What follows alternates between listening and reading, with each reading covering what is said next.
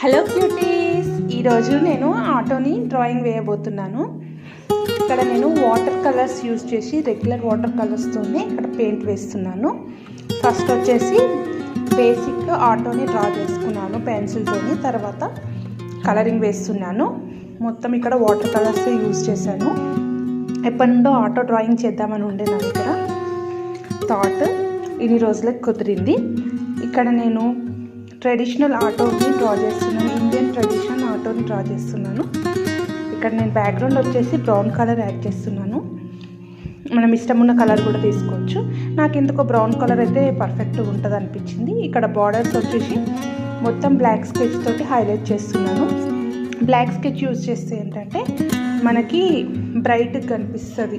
ఏదైతే డ్రాయింగ్ చేసామో ఈ ఆటో అనేది నీట్గా కనిపిస్తుందని ఇక్కడ బ్లాక్ స్కెచ్ యూజ్ చేశాను. తర్వాత వచ్చేసి ఇక్కడ ఆరెంజ్ కలర్తోని చిన్న చిన్న డాట్స్. ఇక్కడ ఇంకా హైలైట్ ఏంటంటే వైట్ కలర్ పెయింట్ తీసుకొని చిన్న చిన్న డాట్స్ యాడ్ చేశాను. ఫెస్టివల్ లుక్ లాగుంది కదా ఆటో. వీడియో లాస్ట్ వరకు చూడండి.